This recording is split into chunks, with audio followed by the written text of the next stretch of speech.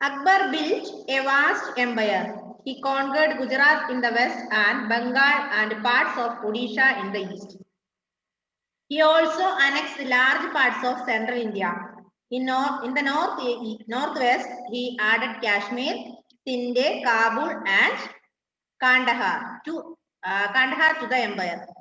In the Deccan, he brought Berar, Khandesh, and parts of Ahmednagar under his control. എന്തെങ്കിലും മനസ്സിലായോ അത് വായിച്ചപ്പോ? എന്താ മനസ്സിലായത്? ഒന്നും മനസ്സിലായില്ലേ? എഴുതല്ലേ? Akbar built a vast empire. He conquered Gujarat in the west and Bengal, parts of Odisha in the east. അദ്ദേഹം എന്ത് പിടിച്ചെടുത്തു? ബംഗാള് പിടിച്ചെടുത്തു. വെസ്റ്റിലെ ബംഗാള് പിടിച്ചെടുത്തു. സോറി, വെസ്റ്റിലെ ഗുജറാത്ത് പിടിച്ചെടുത്തു. അതുപോലെ ഈസ്റ്റ് ഭാഗത്തുള്ള ഒഡീഷയും ബംഗാളും. He conquered Gujarat, Bengal, and parts of Odisha. Okay. He also annexed large parts of central India. എന്നിട്ട് അദ്ദേഹം സെൻട്രൽ ഇന്ത്യയുടെ കുറെ ഭാഗങ്ങളും കൂടെ കൂട്ടിച്ചേർത്തു. നമ്മൾ ഓൾറെഡി പറഞ്ഞു എന്താ അറിയാ അക്ബറിനെ? Akbar is known as the great, അല്ലെ? Akbar was the greatest ruler of the Mughal Empire, Mughal dynasty, and one of the greatest ruler of India. Then this Akbar conquered Gujarat in the west and Bengal and parts of Odisha in the east. ഈസ്റ്റിലെ ഒഡീഷയുടെ ഭാഗങ്ങളും അതുപോലെ ബംഗാളും പിടിച്ചെടുത്തു. എന്നിട്ട് അദ്ദേഹം എന്ത് ചെയ്തു? Central India കൂട്ടിച്ചേർത്തു. In the northwest, he added Kashmir, Sindh, Kabul, and Kandahar. North west ഭാഗങ്ങളിലെ കാശ്മീർ, സിന്ധ്, കാബൂൾ ഇതൊക്കെ അദ്ദേഹം പിടിച്ചെടുത്തു. അദ്ദേഹത്തിന് എംപയറോട് കൂടിച്ചേർത്തു. In the Deccan, he brought Berar, Khandesh, and parts of Ahmednagar under his control. അതുപോലെ ബറാറും ഖണ്ഡേഷും ഇതൊക്കെ അദ്ദേഹത്തിന്റെ കീഴിലായി. ഈ പറഞ്ഞ കാര്യങ്ങൾ, കൺട്രീസും ഈ പറഞ്ഞ ഏരിയാസും ഒക്കെ അദ്ദേഹം പിടിച്ചെടുത്തു. ഓക്കെ.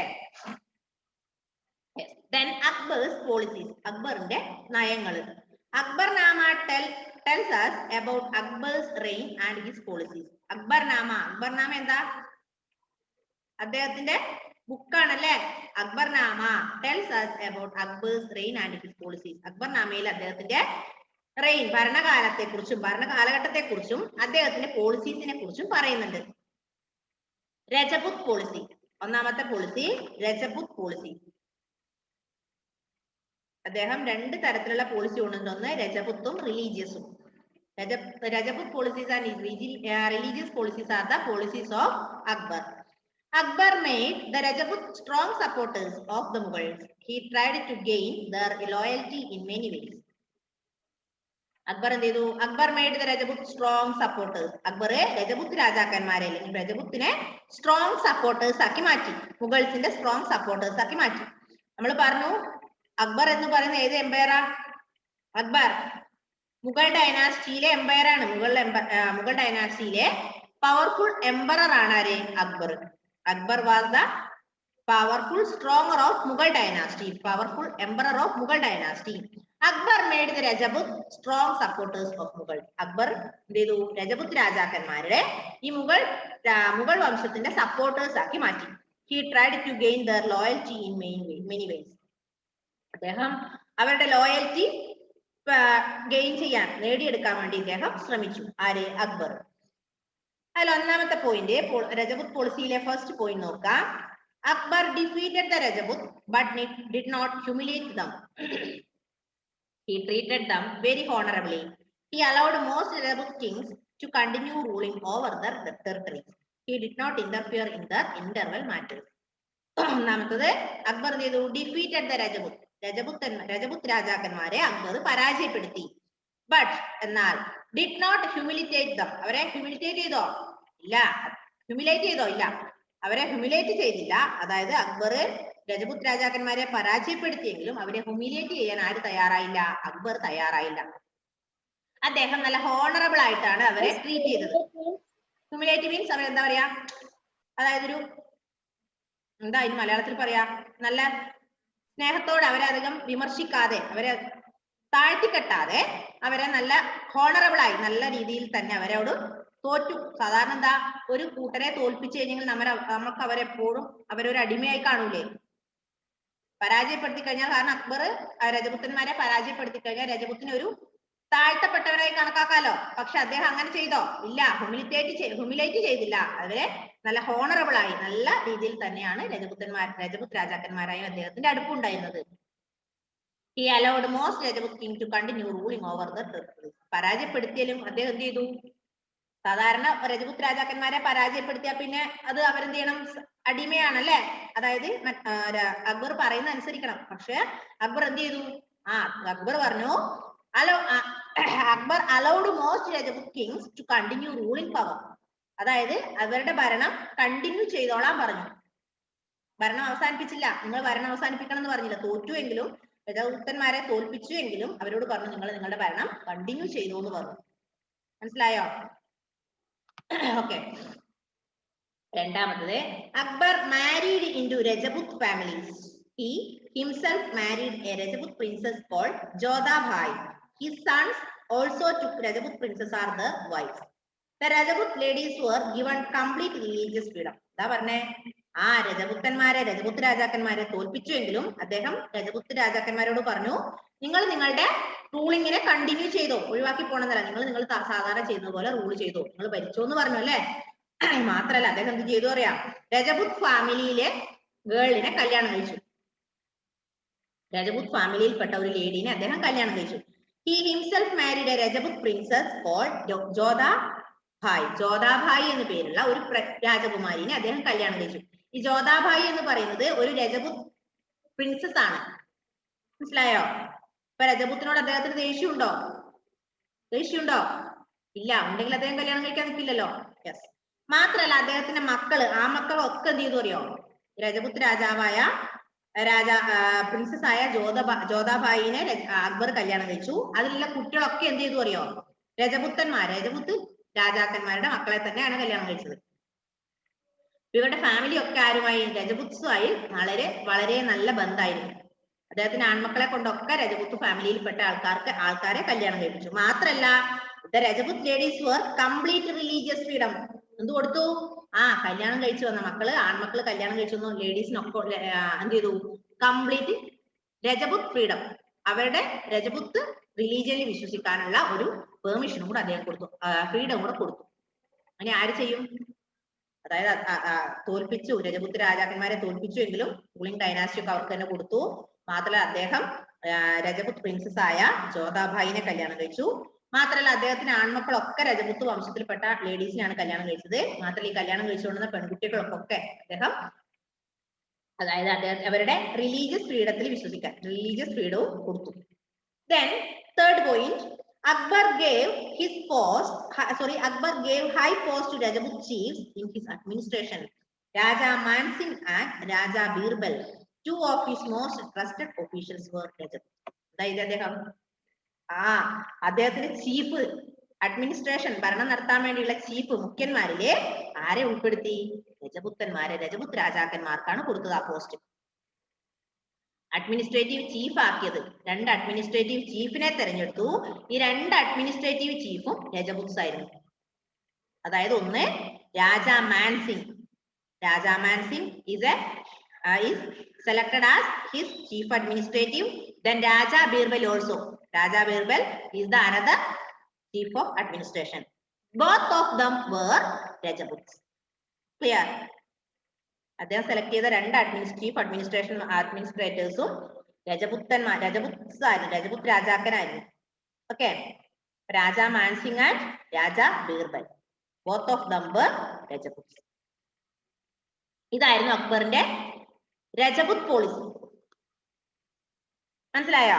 അപ്പൊ രജപുത് പോളിസിയിൽ ഒന്ന് നമ്മൾ പറഞ്ഞു എന്താ? Akbar defeated Rajput but he did not humiliate them. He treated them very honorably. പിന്നെ he allowed to continued the ruling. Then he married a Rajput princess called Rajput princess called Jodhabhai, and his all sons married in Rajput families. പിന്നെ Akbar gave high post to രജപുത്തിനാണ് വലിയ high post കൊടുത്തത്. Then Raja Mansingh and Raja Birbal, both of them were Rajput. They selected as a chief of administration. Okay. ഇനി അടുത്തത് religious policy. Religious policy എങ്ങനെയാന്ന് നോക്കാം.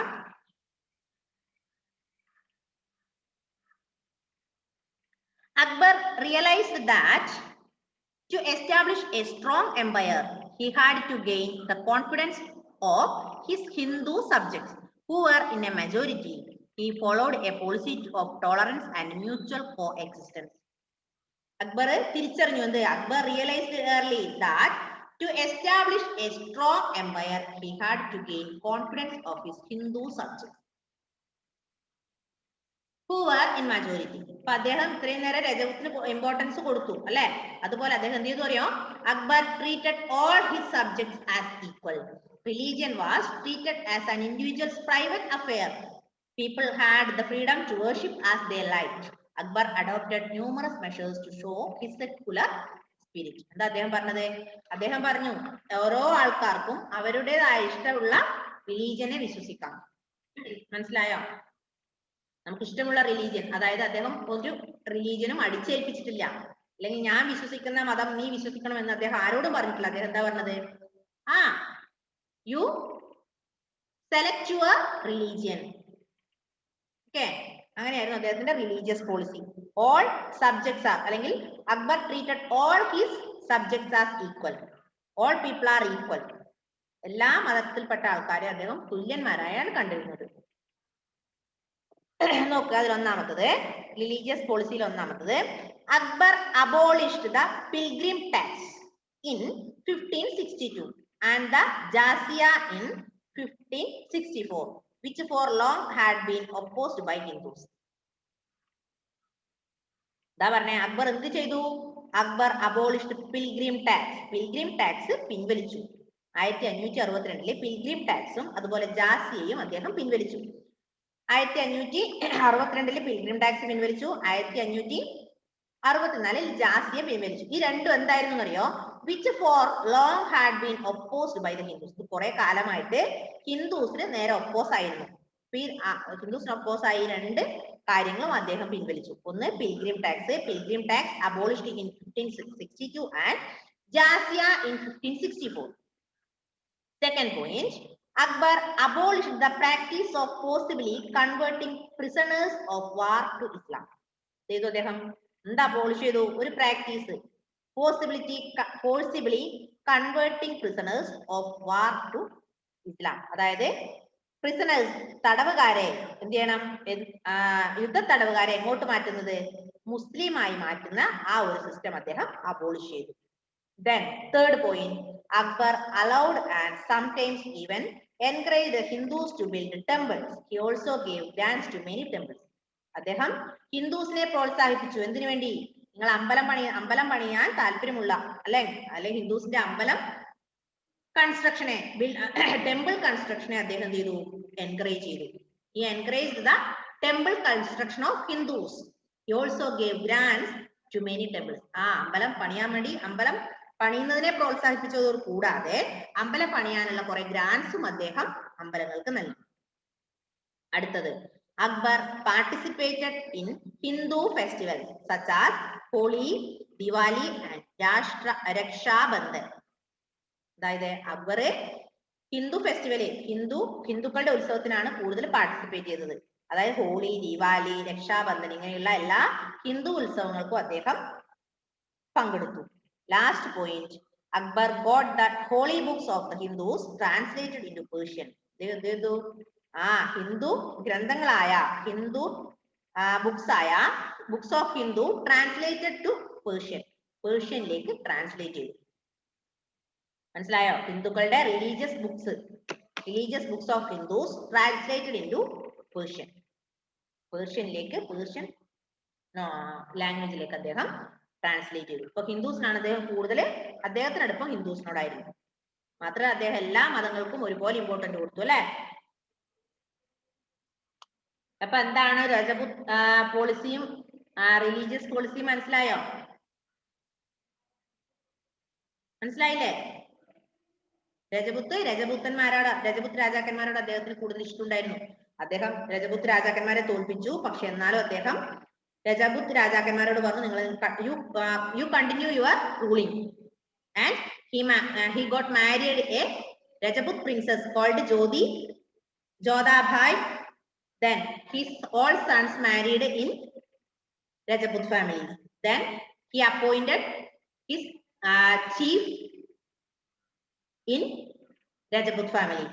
എന്തൊക്കെയായിരുന്നു പേര്? Raja Mansingh and Raja Birbal.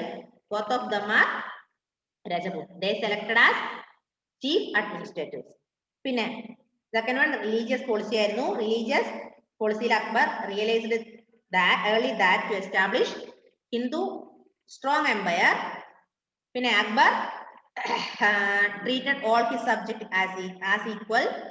പിന്നെ Akbar abolished pilgrim tax in 1562 and jizya in 1564. Akbar abolished practice of forcibly converting prisoners of war to Islam. അതായത് തടവുകാരെ എന്ത് ചെയ്യണം, യുദ്ധ തടവുകാരെ മുസ്ലിമിലേക്ക് മാറ്റുന്ന ആ ഒരു സിസ്റ്റം അദ്ദേഹം അബോളിഷ് ചെയ്തു. പിന്നെ he encouraged to Hindus, അല്ലെ, he encouraged construction of Hindu temples. Then and he granted money for that temples. പിന്നെ Akbar participated Hindu festivals such as Holi, Diwali, Raksha Bandhan, etc. Akbar translated Hindu holy books into Persian. These are the religious policies. Okay. Next one, Ibadat Khana. Akbar was interested in learning about different religions. He built the Ibadat Khana, hall of worship, at Fatehpur Sikri.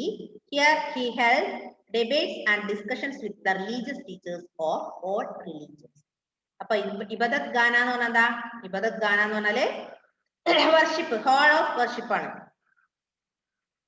Akbar was interested in learning about different religions. അദ്ദേഹത്തിന് എന്താ, എല്ലാ ലാംഗ്വേജും അല്ലെങ്കിൽ എല്ലാ റിലീജിയൻസും പഠിക്കാൻ അദ്ദേഹത്തിന് interest ഉണ്ടായിരുന്നു. മാത്രമല്ല അങ്ങനെ അദ്ദേഹം ഒരു ഹാൾ ഓഫ് വർഷിപ്പ് പണി കഴിപ്പിച്ചു. He built a hall of worship known as Ibadat Khana at Fatehpur Sikri. Fatehpur Sikri എന്ന സ്ഥലത്ത് അദ്ദേഹം ഹാൾ ഓഫ് വർഷിപ്പ്, ആ ഹാൾ ഓഫ് വർഷിപ്പിന്റെ പേരാണ് Ibadat Khana സ്ഥാപിച്ചു. മാത്രമല്ല അദ്ദേഹം ഇവിടെ എന്ത് ചെയ്തു, he held debates and discussions. അവിടെ ചർച്ചകളും ഡിബേറ്റ്സും ഒക്കെ അദ്ദേഹം സംഘടിപ്പിച്ചു. ആരുമായി? റിലീജിയസ് ടീച്ചേഴ്സ്, ഓരോ മതപണ്ഡിതന്മാരുമായുള്ള ചർച്ചകള് ഈ ഫത്തേപൂർ സിക്രിയിൽ അദ്ദേഹം സ്ഥാപിച്ച ഹാൾ ഓഫ് വർഷിപ്പ് ആയ ഇബാദത്ത് ഖാനയിൽ സംഘടിപ്പിച്ചു. ഇബാദത്ത് ഖാന എന്ന് പറഞ്ഞാല് ഹാൾ ഓഫ് വർഷിപ്പ് ആണ്. അവിടെ അദ്ദേഹം ഉദ്ദേശിച്ചത് എന്താ, different religious teachers join together and debate each other and discuss each other. Okay, മനസ്സിലായോ മക്കളെ? പെയ്തേ Ann Maria, Shaun. Okay, next one, Tawhid Ilahi or Din Ilahi. Tawhid Ilahi or Din Ilahi. Okay, after interacting with people of different religions for many years, Akbar concluded that all religions preach the message of love, respect, and peace. He felt that if the common ideals of all religions could be combined to form a new creed, people of his empire would benefit from it. Therefore, he suggested a religious path called Din Ilahi, divine monotheism, religion of one God. He also declared himself as the spiritual guide of his subject. എന്താ പറഞ്ഞേ? എന്താ Din Ilahi എന്ന് പറഞ്ഞാല്? എന്താ Din Ilahi എന്ന് പറഞ്ഞാല്? Divine religion of one God, divine monotheism, ദൈവം ഒന്നേ ഉള്ളൂ എന്നുള്ള ആ ഒരു ചിന്ത. But therefore it is suggested religious path called Din Ilahi. ദൈവം ഒന്നേ എന്നുള്ള ആ ഒരു വിശ്വാസത്തെയാണ് Din Ilahi എന്ന് പറയുക. Okay, Din Ilahi.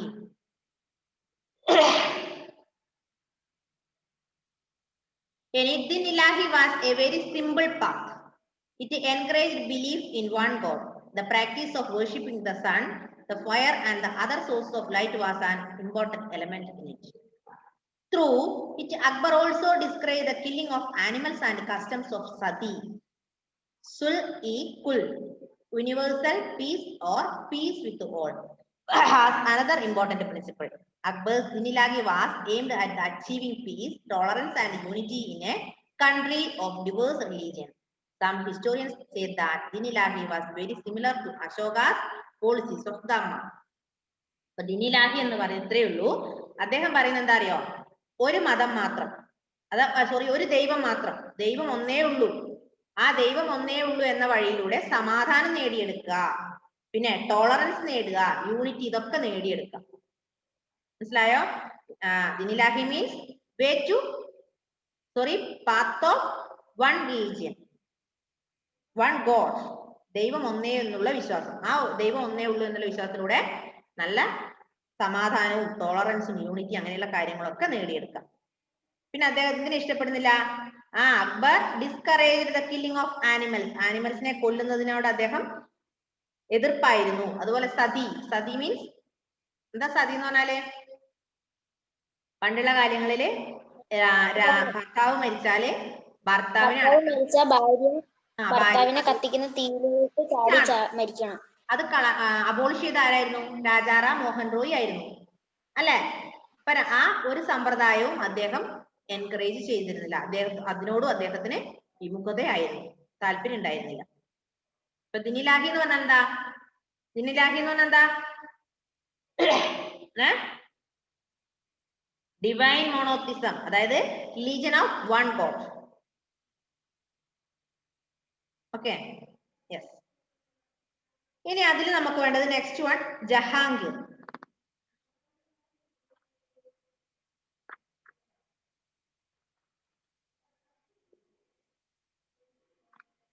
Next one Jahangir. ശ്രദ്ധിക്കുക, 1605 to 1627. After Akbar's death, his son Prince Salim ascended the throne as Jahangir, meaning conqueror of the world. He continued Akbar's liberal and secular policies. The Akbar ചെയ്തത്, അക്ബർ മരിച്ചതിന് ശേഷം എന്ത് സംഭവിച്ചു? Akbar, after the death of Akbar, his son Prince Salim, അദ്ദേഹത്തിന്റെ മകനായ Prince Saleem എന്ത് ചെയ്തു? ascended the throne as Jahangir. എന്ത് കൊടുത്തു? കിരീടം ആർക്ക് കൊടുത്തു? ജഹാംഗീറിന് കൈമാറി. അപ്പൊ അക്ബറിന്റെ മരണത്തിന് ശേഷം അദ്ദേഹത്തിന്റെ മകനായിരുന്ന പ്രിൻസ് സലീം ജഹാംഗീറിന് ഭരണം കൈമാറി എന്നർത്ഥം. Conqueror of the world. He continued Akbar's liberal and secular policy. അങ്ങനെ നമ്മുടെ ജഹാംഗീർ എന്ത് ചെയ്തു? അക്ബറിന്റെ പോളിസീസ് ഒക്കെ പിന്തുടർന്നു. അതായത് അദ്ദേഹം ലിബറൽ ആയിരുന്നു. ആരെ? അക്ബർ, അല്ലെ? അതായത് നമ്മൾ പറഞ്ഞു രജപുത്രൻ രാജാക്കന്മാരെ തോൽപ്പിച്ചെങ്കിലും അവർക്ക് കൂടുതൽ ഇമ്പോർട്ടൻസ് കൊടുത്തു, അല്ലെ?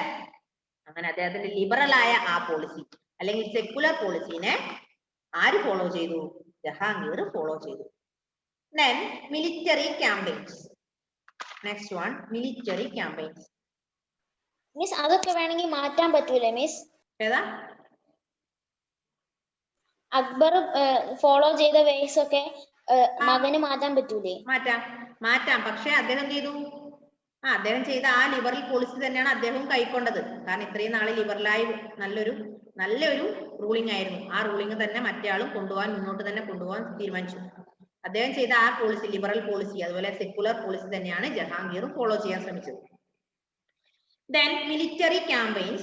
Jahangir inherited a large empire. He consolidated it further. He first crushed the rebellion of his son, Prince Khusro. Next, he strengthened Mughal control over Awadh and Bengal. In 1613, he defeated Rana Amar Singh of Mewar. Jahangir allowed him to rule over his territories on the condition that he would remain loyal to the Mughals. In 1620, Jahangir conquered Kangra. Jahangir inherited a large empire. He consolidated it further. Then Jahangir first crushed the rebellion of his son. അദ്ദേഹം ചെയ്തു? ആദ്യം തന്നെ ആരുടെ അടുത്തേക്കാ rebellion കൊണ്ടുപോയത്? Rebellion of his son prince Khusrau.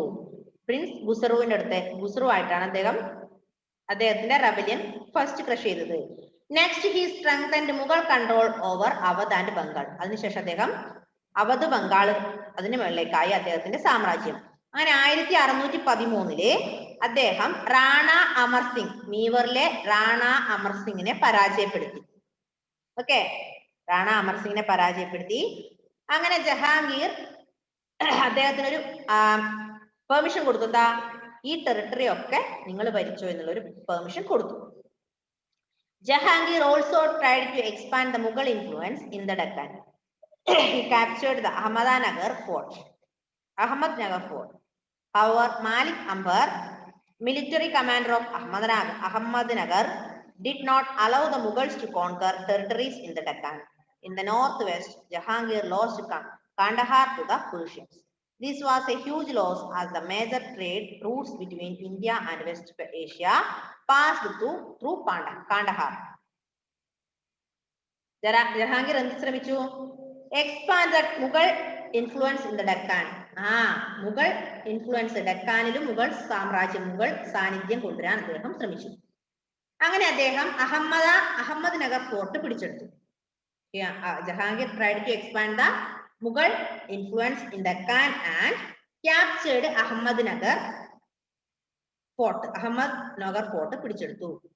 എന്നിരുന്നാൽ Malik Amber the military commander of Ahmednagar, അങ്ങനെ മാലിക് അംബർ എന്ന് പറയുന്നത് അഹമ്മദ്നഗറിലെ മിലിറ്ററി കമാൻഡർ ആയിരുന്നു.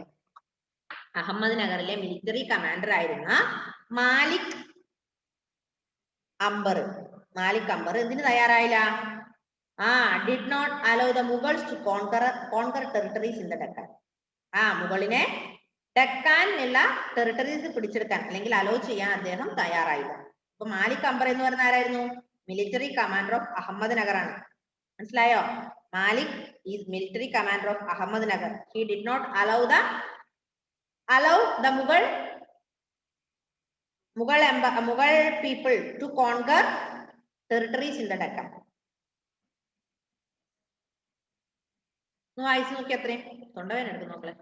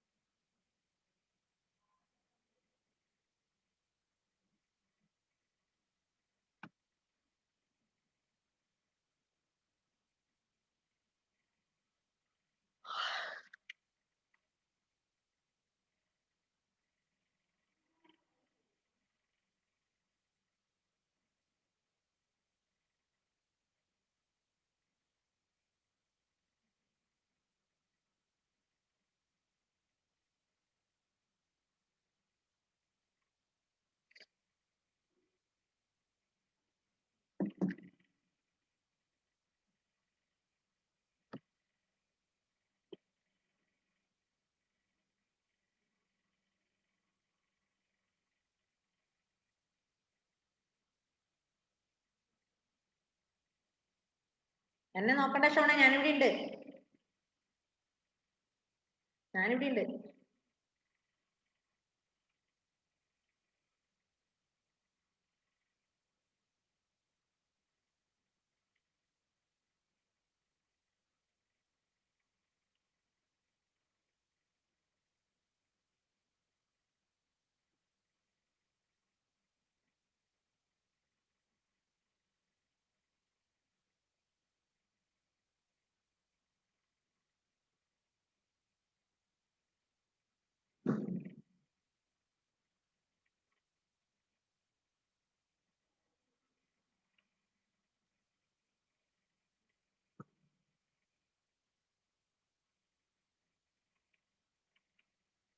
അപ്പൊ എന്ത് ചെയ്യാം? ഒന്നിവിടെ ശ്രദ്ധിച്ചേ. അടുത്ത ക്ലാസ്സിലേക്ക് നൂർജഹാൻ, ഷാജഹാൻ, ജഹാംഗീർ, ഔറംഗസേബ് ഇതൊക്കെ ആരാന്ന് ഒന്ന് മനസ്സിലാക്കുക. വായിച്ചു നോക്കുക ടെക്സ്റ്റ് നന്നായി. Okay, bye bye, see U.